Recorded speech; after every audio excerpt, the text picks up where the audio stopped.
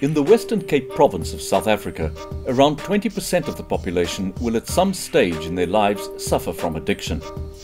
Despite the alarming statistics, treatment rates remain low. One of the reasons for this is that there are a limited number of people specifically trained to deal with addiction. Fortunately, medical professionals are starting to realize the importance of specialized addiction care.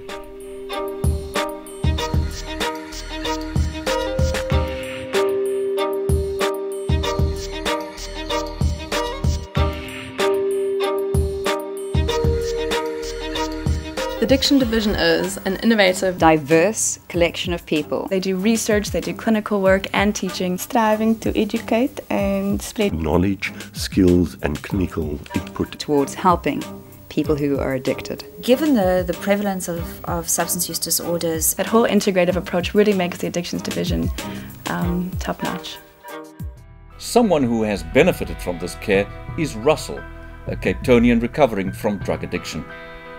Growing up, I was a fairly happy child. I lived on the so-called quiet side of Manenberg, but because I was a kid, I never saw the real dangers that was there.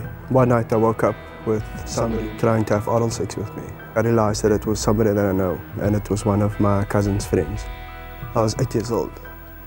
And as time went on, I completely forgot about it because I started sniffing glue and drinking alcohol, and all I remembered was that I feel good when I'm taking these things.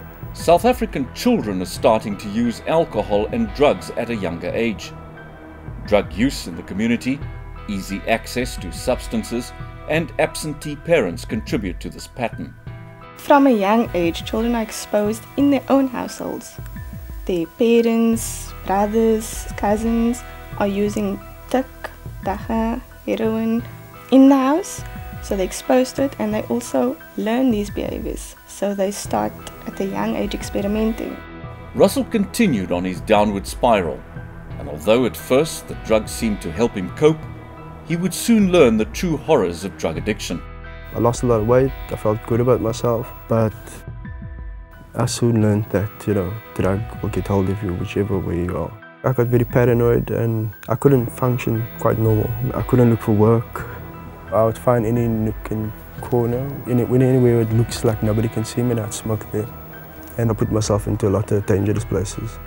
basically there are three distinguishing features of addiction. That is compulsive use or compulsive behavior, which means that a person will use alcohol or drugs compulsively despite experiencing negative consequences. Then there is tolerance, which means that they need increasing amounts of behavior or increasing amounts of the alcohol or drugs. Thirdly, there's withdrawal, which is negative effects which are experienced once they stop using the substance or they stop engaging in the behavior.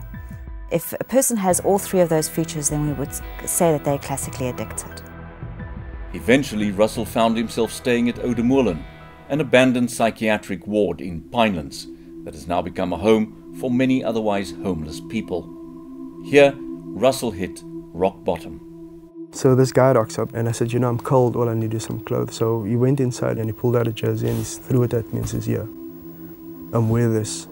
And I thought, okay, something warm, but the hardest part was, I guess, when I pulled that jersey over my head, was when, as I pulled it, I could smell only urine.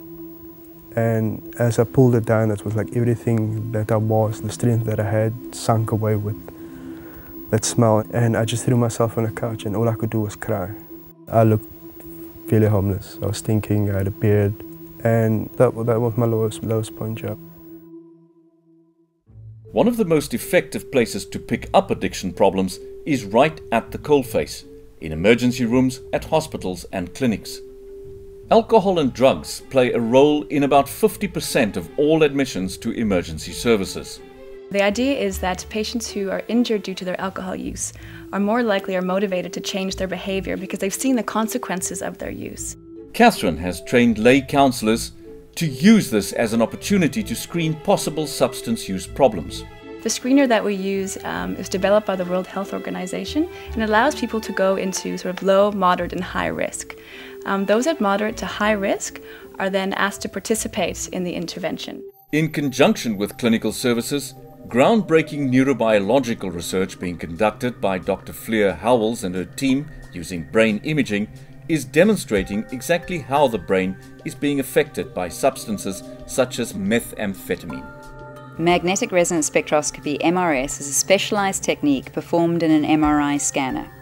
MRS is a non-invasive analytical technique that can be used to study metabolite changes in the brain tissue. Neurobiologically, the addict's brain chemistry and brain circuitry changes. We need to understand these changes so that we can reverse them or prevent these brain changes from developing. So we've recently completed a study where we've looked at methamphetamine dependence. And we've shown that abstinence from the use of methamphetamine actually improves the metabolite changes that we first found. Luckily for Russell, a chance meeting with a special woman curbed his drug habits just in time before any permanent damage could be done.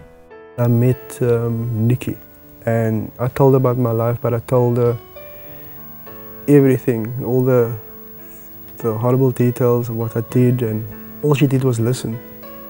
Driving home, I drove past the merchant's house, still having this Nikki on my mind, and went home just blown away by her. And then soon after that, I decided to book myself into a clinic. I went to Cape Town Drug Counselling Centre, and I told them I want to stop and I need to go through a program.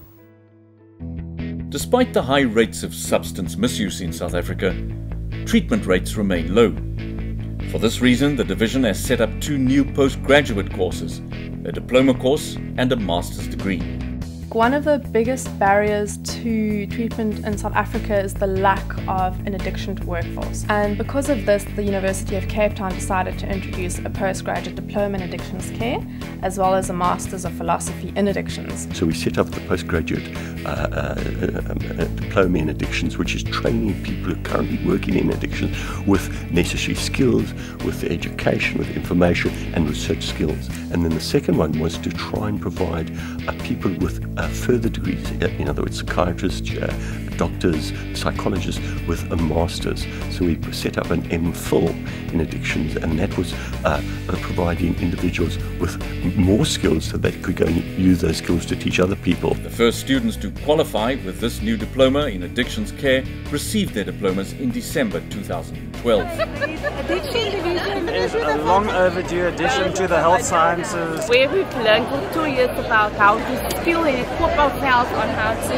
assist people who are recovering with addiction. More importantly, how to treat the disorder. And we have incredible lecturers. Without them, we wouldn't have done this. This vital contribution emphasizes the important work that the Addiction Division is doing in all areas of addiction.